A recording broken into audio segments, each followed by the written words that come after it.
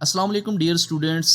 बहुत सारे स्टूडेंट्स ने मुझे रिक्वेस्ट की कि चैप्टर 6 सेकंड ईयर का जो है वो आप 3D की मदद से समझाएं। तो फाइनली मैं स्टार्ट कर रहा हूं सेकंड ईयर का चैप्टर 6 कॉनिक सेक्शंस। डिटेल से इंशाल्लाह इसको देखेंगे, 3D की मदद से विजुअलाइज करेंगे डायग्राम्स को। तो स्टार्ट करते हैं कॉनिक सेक्शंस। सबसे पहले मैं आपको समझाता जाऊं कि कोन क्या है और वो कैसे बनती है। तो स्टूडेंट्स, कोन जो है वो स्टार्ट होती है वर्टेक्स से। वर्टेक्स एक ऐसा पॉइंट होता है जिस पे तमाम कोन की जो स्लैंट लाइंस हैं वो मीट करती हैं। एक साइड से तमाम लाइंस जो है वो एक ही पॉइंट के ऊपर ज्वाइन हो जाती हैं और दूसरी साइड जो है इन तमाम स्लैंट लाइंस की या रूलिंग्स की ये मिलती हैं बेस के साथ। तो ये आप देख सकते हैं कि तमाम लाइंस बेस के साथ मीट हो रही हैं और बेस जो है वो सर्कुलर है। तो अगर बेस सर्कुलर हो तो हम इस कोन को क्या कहेंगे कि ये सर्कुलर कोन है, क्योंकि इसका बेस जो है वो कंप्लीट सर्कल है। फॉर एग्जांपल, अगर इसका बेस सर्कुलर ना होता, किसी इलिप्स शेप में होता, तो वो इलिप्टिकल कोन हो जाती है हमारे पास। तो कंप्लीट सर्कुलर बेस हो तो हम इसको क्या कहेंगे, सर्कुलर कोन।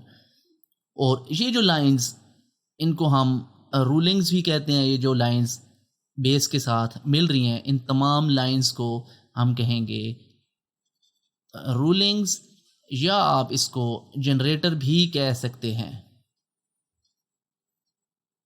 बेसिकली जनरेटर एक लाइन होती है जो रोटेट हो के इस पूरी कोन की जो नेप है, जो सरफेस एरिया है, उसको क्रिएट करती है। रूलिंग्स और जनरेटर, ये तमाम स्लेंट लाइंस जो आपको नज़र आ रही हैं, ये रूलिंग्स हैं। और ये जो हमारे पास इस वक्त कोन है ये क्लोज्ड एंड है। इसका बेस जो है वो क्लोज है, ओपन नहीं है।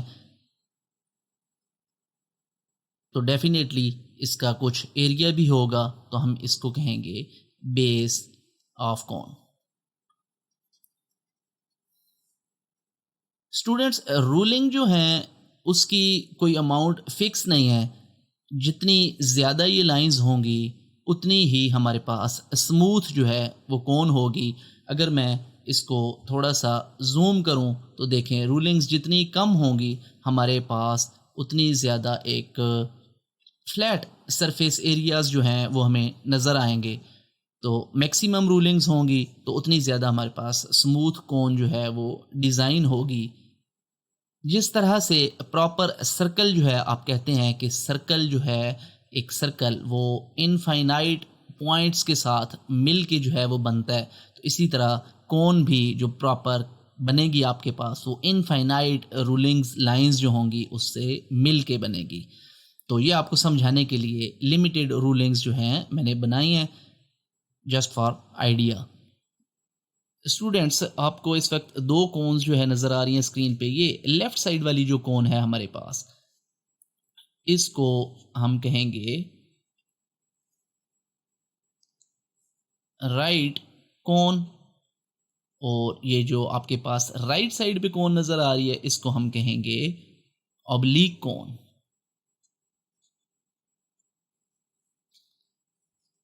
वाई? राइट सर्कुलर कोन वो होगी जिसमें हमारे पास जो वर्टेक्स है ये कंप्लीट, आप देख सकते हैं, बेस के सेंटर में जो है आएगा और ये बेस के साथ 90 डिग्री का एंगल बनाएगा।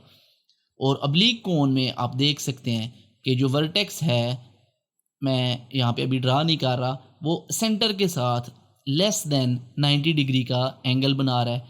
तो मैं आपको एंगल बना के इसको समझाता हूँ। तो स्टूडेंट्स, मैंने जो इस कोन के तमाम फेसेस हैं उसके नॉर्मल्स आपको शो किए हैं ताकि हमें आइडिया हो सके कि ये जो है हमारे पास आपको नज़र आ रहा है, ये सेंटर ऑफ द बेस है। इसी तरह ये जो नॉर्मल लाइन आपको नज़र आ रही है ये सेंटर ऑफ द बेस है। तो अगर जो हमारे पास लेफ़्ट साइड पे कोन है इसका हम एंगल मेजर करें from vertex to the base, तो ये ऑलमोस्ट आप देख सकते हैं 90 डिग्री का एंगल जो है हमें शो हो रहा है। तो लेफ्ट साइड पे जो कोन है ये राइट सर्कुलर कोन है हमारे पास। इसी तरह स्टूडेंट्स ये जो कोन आपको नज़र आ रही है राइट साइड के ऊपर, इसका अगर मैं एंगल फाइंड करूं तो देखें about 78 degree 79 degree something angle हमारे पास आ रहा है। So this is not a right circular cone. तो वो कोन जो राइट कोन नहीं होगी, जो बेस के साथ 90 डिग्री का एंगल नहीं बनाएगी, उसको हम कहेंगे ऑब्लिक कोन। और जो कोन हमारे पास बेस के साथ 90 डिग्री का एंगल बना रही है उसको हम कहेंगे right circular cone. Okay students, तो कोन्स जो हैं इसमें उम्मीद करता हूँ कि डिफरेंस जो है आपको समझ आ गया है।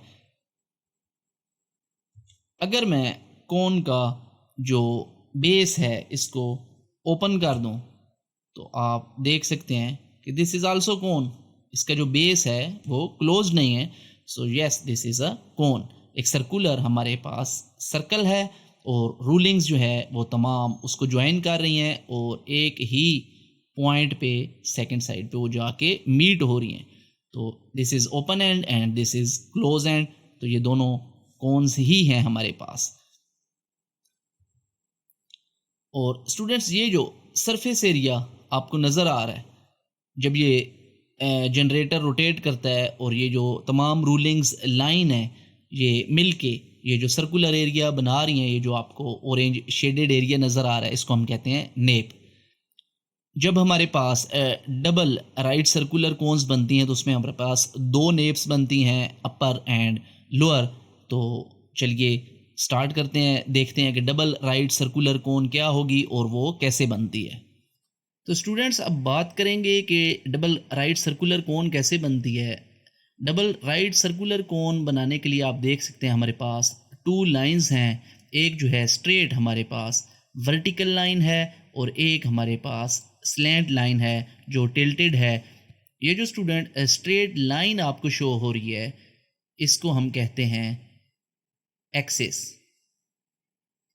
या एक्सिस लाइन, और ये जो हमारे पास टिल्टेड लाइन है इसको हम कहते हैं जनरेटर। बेसिकली जो जनरेटर है वो रोटेट करता है एक्सिस के अक्रॉस, तो हमारे पास दो कोन्स बनेंगी अपर एंड लोअर। और ये जो मिड में हमें पॉइंट शो हो रहा है ये मैं ऑलरेडी आपको बता चुका हूँ, इसको हम कहेंगे वर्टेक्स और एपेक्स। ओके, अब हम क्या करेंगे, जनरेटर को रोटेट करेंगे तो आप देखेंगे कि हमारे पास दो कोन्स जो हैं वो डेवलप होंगी। ये देखें स्टूडेंट, जैसे जैसे हमारे पास जनरेटर जो है रोटेट हो रहा है तो ये हमारे पास कोन जो है वो डेवलप हो रही है। मोर देन 180 डिग्री ये रोटेट हो चुका है और हाफ से ज़्यादा जो कोन है वो डेवलप हो चुकी है both sides upper and lower. और 360 डिग्री पे कंप्लीट जब ये रोटेट करेगा तो हमारे पास आप देख सकते हैं कि दो कोन्स जो हैं वो डेवलप हो चुकी हैं। दोबारा विजुलाइज करते हैं इस फिनोमेना को कि जनरेटर लाइन एक्सिस लाइन के अक्रॉस जैसे ही रोटेट करेगी तो दो कोन्स जो है वो डेवलप होंगी अपर एंड लोअर। इनके सेंटर में जो पॉइंट होगा उसको हम कहेंगे एपेक्स या वर्टेक्स, और जनरेटर लाइन रोटेट करेगी एक्सिस के अक्रॉस। ये जो हमारे पास सरफेस एरिया ऊपर आपको नज़र आ रहा है इसको हम कहेंगे अपर नेप, और ये जो सरफेस एरिया नीचे वाली कोन का आपको नज़र आ रहा है इसको हम कहेंगे लोअर नेप। ओके स्टूडेंट्स, अब हम बात करेंगे कि कॉनिक सेक्शंस क्या होते हैं। कोन्स मैंने आपको अच्छे तरीके से डिस्क्राइब की हैं। ये जो कोन है इसको अगर कोई प्लेन कट करे, जिस तरह ये प्लेन आपको एक नज़र आ रहा है, ये हमारे पास 2D एक प्लेन है, ये अगर इसको किसी भी पॉइंट पे कट करता है तो हमारे पास डिफरेंट किस्म के कॉनिक सेक्शंस बनते हैं डिपेंडिंग अपॉन कि किस एंगल के ऊपर जो प्लेन है वो कोन को कट करेगा। तो सबसे पहले बात करते हैं सर्कल की। थोड़ा सा इसको मैं रोटेट करके आपको दिखाऊं। ये जो प्लेन है, ये इसको मैं मूव करता हूँ अपवर्ड, तो यहाँ पे आप देख सकते हैं कि जो प्लेन है वो कोन को कट कर रहा है और प्लेन जो है वो बिल्कुल परपेंडिकुलर है जो लाइन ऑफ एक्सिस मैंने आपको बताई थी, जो सेंटर में ये वाली लाइन जो आप देख सकते हैं, ये सेंटर में जो आपको लाइन नज़र आ रही है, ये एक्सिस के बिल्कुल परपेंडिकुलर है प्लेन इस वक्त हमारे पास। जैसे जैसे ये प्लेन मूव कर रहा है अपवर्ड, तो आप देख सकते हैं सर्कल जो है वो छोटा होता जा रहा है हमारे पास। और एक पॉइंट ऐसा आता है कि ये जो प्लेन है ये बिल्कुल वर्टेक्स के साथ मीट कर जाता है, तो इस पॉइंट पे हमारे पास जो सर्कल है वो इतना ज़्यादा स्मॉल हो जाता है कि वो एक पॉइंट सर्कल के अंदर जो है वो कन्वर्ट हो जाता है। तो सिंपली हम कह सकते हैं कि जब प्लेन किसी कोन को कट करेगा वर्टेक्स के ऊपर, तो हमारे पास जो सर्कल जनरेट होगा वो एक पॉइंट होगा, बल्कि सर्कल नहीं जनरेट होगा, एक पॉइंट जो है हमारे पास जनरेट होगा। इसी तरह अगर ये कोन जो है फर्दर इसको मैं प्लेन को ऊपर मूव करता हूँ, तो आप देख सकते हैं कि एक स्मॉल सर्कल है और वो सर्कल जो है उसका साइज़ बड़ा होता जा रहा है जैसे जैसे ये वर्टेक्स से प्लेन दूर हो रहा है। तो यहाँ से आपको क्या समझ आया कि वर्टेक्स से जितना ज़्यादा डिस्टेंस होगा प्लेन का, परपेंडिकुलर प्लेन का, उतना जो सर्कल होगा उसका साइज़ बड़ा होगा।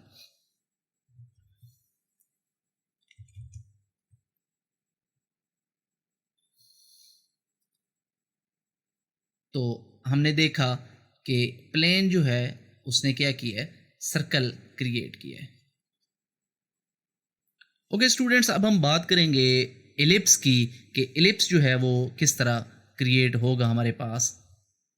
अगर हमारे पास कोई प्लेन जो है वो डबल राइट सर्कुलर कोन को कट करता है और वो प्लेन जो है वो ना तो पैरेलल है एक्सिस के और ना ही वो परपेंडिकुलर है, बल्कि वो किसी एंगल के ऊपर टिल्टेड है, और ये एंगल हमारे पास ग्रेटर देन वर्टेक्स एंगल है। वर्टेक्स एंगल क्या होता है ये मैं स्टूडेंट्स आपको समझाता जाऊं कि ये जो हमारे पास स्ट्रेट लाइन है, एक्सिस लाइन और जनरेटर लाइन, ये जो एंगल बनाती है इसको हम कहते हैं वर्टेक्स एंगल। और अगर इस प्लेन के एंगल की बात की जाए तो ये इस वक्त जो एंगल बना रहा है ये ग्रेटर है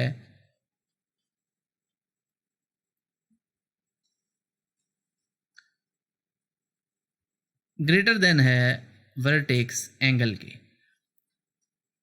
तो इस सूरत में ये क्या करेगा, जो शेप क्रिएट होगी वो हमारे पास होगी एलिप्स।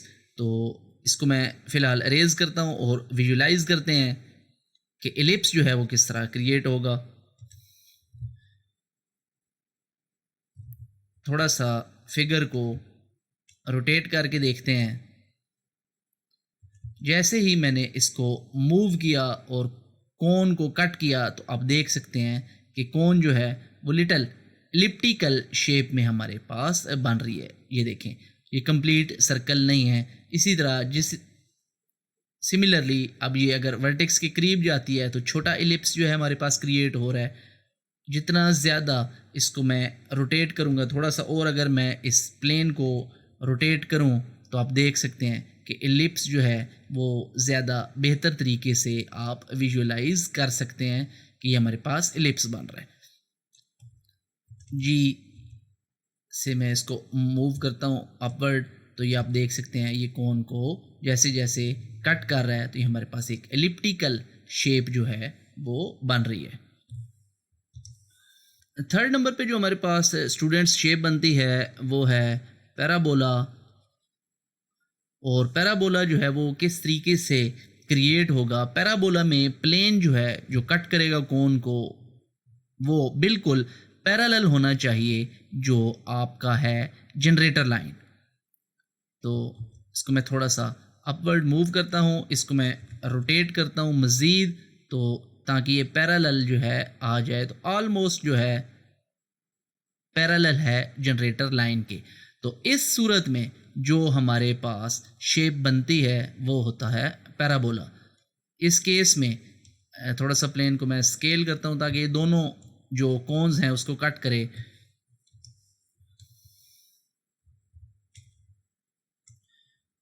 तो अब आप देखेंगे कि ये किसी एक कोन को ही कट करेगा, या तो लोअर कोन को कट करेगा या हमारे पास ये अपर कोन को कट करेगा।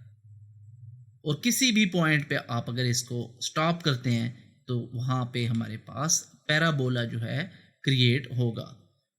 जैसे जैसे आप देख सकते हैं कि प्लेन जो है वो वर्टेक्स से दूर जा रहा है तो उतनी एक्सटेंडेड आर्क जो है वो क्रिएट हो रही हैं, एक दूसरे से दूर हैं।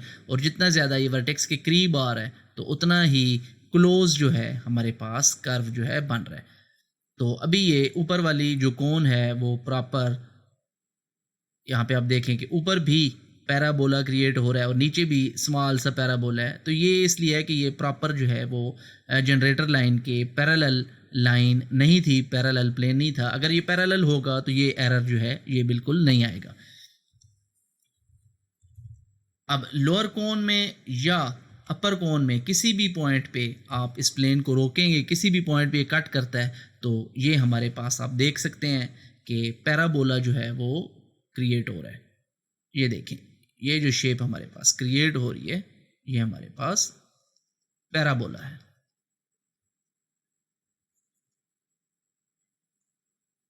नेक्स्ट स्टूडेंट हम बात करेंगे कि अगर प्लेन जो है वो परपेंडिकुलरली एक्सेस के पैरेलल कट करता है किसी कोन को तो वो क्या बनाएगा, हाइपरबोला।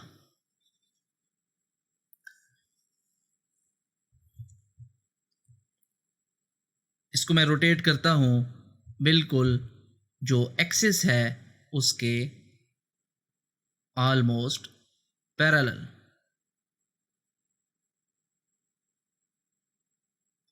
ओके, ऑलमोस्ट अब जो है ये एक्सिस के पैरेलल है। और जैसे जैसे इसको अब मैं वर्टेक्स के करीब लाऊंगा तो अब देखेंगे कि ये कोन को कट करेगा और ये दोनों कोन्स को कट करेगा। अब अगर इसको आप विजुअलाइज करें तो आप देख सकते हैं एक सेपरेट पैराबोला आपको ऊपर नज़र आ रहा है और सेपरेट सिमिलर पैराबोला आपको डाउनवर्ड जो लोअर नेप है उसमें आपको नज़र आ रहा है। तो इस शेप को हम क्या कहेंगे, दोनों को हाइपरबोला। अगर इसको मैं मज़ीद मूव करता हूँ तो आप देखते हैं कि क्या कर रहा है कि कोन को जैसे जैसे कट करता जा रहा है तो डिफरेंट डिस्टेंस के ऊपर आपको दो सेपरेटेड पैराबोला जो है वो नज़र आ रहे हैं। किसी भी पॉइंट पे अगर मैं इसको रोकूं तो ये अब आप देख सकते हैं कि ये जो शेप हमारे पास बन रही है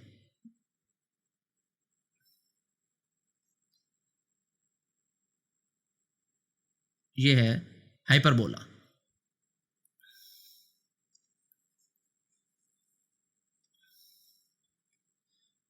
साथ में एक और बात मैं आपको बताता जाऊं कि जब प्लेन जो है कट करता है वर्टेक्स से बिल्कुल किसी भी शेप के, तो आप देख सकते हैं कि इस केस में हाइपरबोला के केस में जब ये बिल्कुल पैरेलल होगा वर्टेक्स के, ऑलमोस्ट जो है पैरेलल है इस पोजीशन के ऊपर, तो ये आप देख सकते हैं कि इस केस में हमारे पास हाइपरबोला की जो लाइंस हैं वो बिल्कुल आपको इस तरह लग रहा है कि दो वर्टिकल स्ट्रेट लाइंस जो हैं वो एक दूसरे को इंटरसेक्ट कर रही हैं। और ऐसा ही है, जो प्लेन है वो वर्टेक्स से कट करेगा और वो बिल्कुल पैरेलल होगा एक्सिस के, तो उस केस में हमारे पास ये दो लाइंस जो हैं ये इंटरसेक्ट करेंगी, टू इंटरसेक्टेड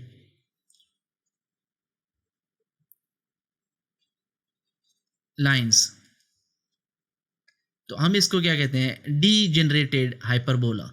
तो हाइपरबोला के केस में हमारे पास दो लाइंस इंटरसेक्ट करती हैं और सर्कल के केस में मैंने आपको समझाया था कि एक हमारे पास पॉइंट जो है क्रिएट हो जाता है। सिमिलर केस था आपका इलिप्स का, उसमें भी पॉइंट आएगा।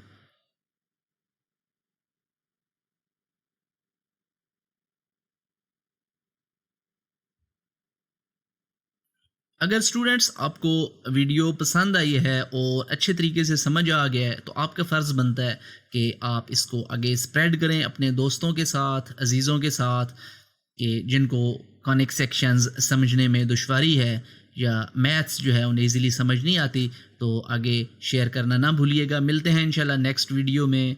इजाज़त दीजिए, दुआओं में याद रखिएगा। अल्लाह हाफ़िज़।